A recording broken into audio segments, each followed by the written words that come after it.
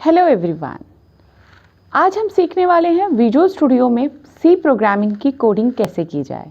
तो सबसे पहले हमको एक फ़ोल्डर बनाना पड़ेगा और उसमें हमें सारे के सारे सी प्रोग्रामिंग के प्रोग्राम्स करेंगे। सो हमने ऑलरेडी एक फ़ोल्डर बनाया है सी लैंग्वेज करके, तो हम फाइल पे क्लिक करेंगे और फाइल पे क्लिक करके वहाँ एक ऑप्शन आएगा ऐड फोल्डर टू वर्कस्पेस। तो ऐड फोल्डर टू वर्कस्पेस पे जब हम क्लिक करेंगे तो वहाँ पे हम चूज़ करेंगे हमारा फोल्डर सी लैंग्वेज का। सी लैंग्वेज पे क्लिक करेंगे और ऐड कर देंगे और अब आप देखेंगे कि वो फोल्डर का नाम आपकी स्क्रीन पे आ रहा है। अब उस फोल्डर पे जब हम क्लिक करेंगे तो आप उसके राइट साइड पे एक आइकन देखेंगे न्यू फाइल का। तो आप न्यू फाइल पे क्लिक करेंगे और वहाँ पे आपकी फ़ाइल का नाम टाइप करना स्टार्ट करेंगे। लेकिन आपको एक चीज़ ध्यान में रखनी है कि विजुअल स्टूडियो कोड सभी तरह के प्रोग्रामिंग लैंग्वेजेस के लिए अवेलेबल है। तो हमको ये बताना पड़ेगा कि हमारा प्रोग्राम जो है सी लैंग्वेज से रिलेटेड है। तो इसीलिए जैसे हमारे सरनेम हमारे को डिफ़ाइन करते हैं, वैसे लैंग्वेजेस को डिफ़ाइन करते हैं उनके एक्सटेंशंस। तो हमें एक्सटेंशन लगाना पड़ेगा .c। तो हमने लिखा माई फर्स्ट प्रोग्राम और फर्स्ट प्रोग्राम .c। जब आप उस पर क्लिक करेंगे तो आपके पास एक प्रोग्राम .c करके ओपन हो जाएगा। लेकिन वो सब करने से पहले आपको एक और चीज़ ध्यान में रखनी है कि आपको कुछ एक्सटेंशंस का भी रिक्वायरमेंट रहेगा जब आप विजुअल स्टूडियो को यूज़ करेंगे। तो यहाँ पे आप लेफ़्ट साइड पे देखेंगे तो आप विजुअल स्टूडियो के जो एक्सटेंशन C++ के लिए हैं उनको इंस्टॉल पहले करेंगे। मेरे स्क्रीन पे ये सारे इंस्टॉल्ड हैं, इसीलिए अनइंस्टॉल का ऑप्शन आ रहा है। अदरवाइज़ इसमें ऑप्शन आएगा इंस्टॉल, जैसे कोड रनर फॉर C++ और इंटेल सेंस के लिए आपको यूज़ करना पड़ेगा एक्सटेंशन। तो आप जल्दी से वो अपनी स्क्रीन पे इनको इंस्टॉल कर दीजिए ताकि आपका विजुअल स्टूडियो का कोड जो है विदाउट एनी एरर आपका वर्क हो जाए। तो आप देखेंगे जहाँ पे इंस्टॉल नहीं हुआ है वो आपको इंस्टॉल बटन दिखाएगा और जहाँ पे ऑलरेडी आपके सिस्टम में कोई चीज़ इंस्टॉल है तो वो आपको अनइंस्टॉल का बटन ही दिखाएगा। सो मेरे सिस्टम पे ये यानी कि मेरे विजुअल स्टूडियो कोड के लिए मैंने ये दोनों इंस्टॉल किए हैं, इसीलिए ये ऑप्शन अनइंस्टॉल के ऑप्शन में आ रहा है। बट आपकी स्क्रीन में फर्स्ट टाइम इंस्टॉल आएगा, आप उस पर क्लिक करेंगे और कुछ सेकेंड्स में आपका एक्सटेंशन जो है वो इंस्टॉल हो जाएगा।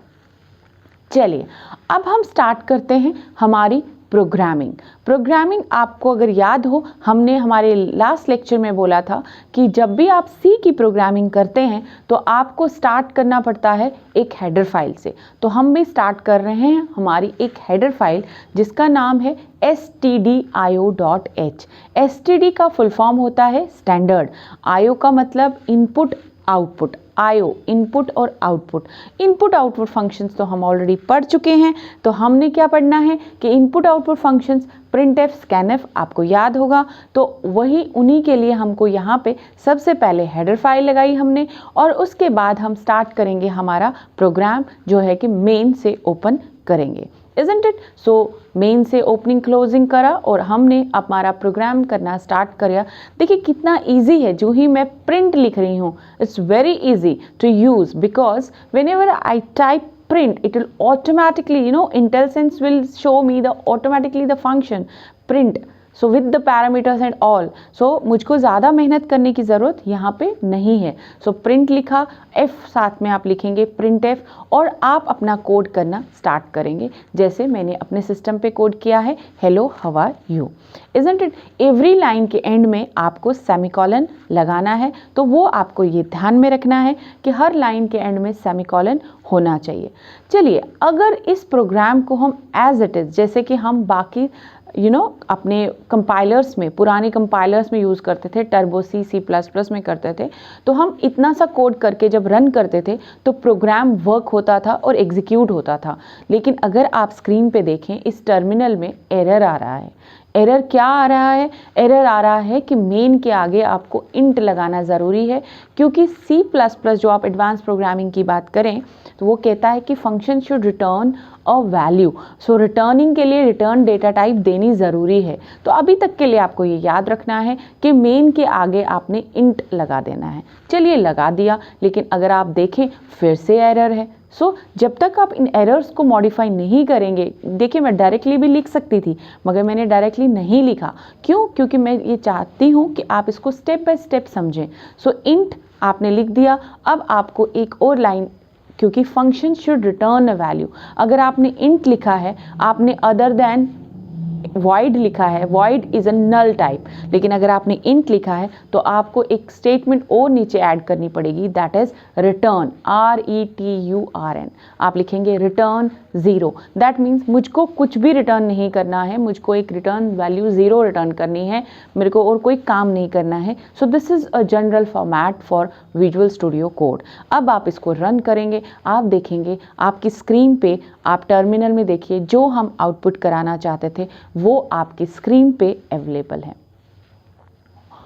आप देखिए जो ये स्क्रीन पे आपको दिखाई दे रहा है, इसमें हमने एक लाइन लिखी printf hello how are you, और आपके स्क्रीन पे आपको दिखाई भी दे रहा है इसका आउटपुट।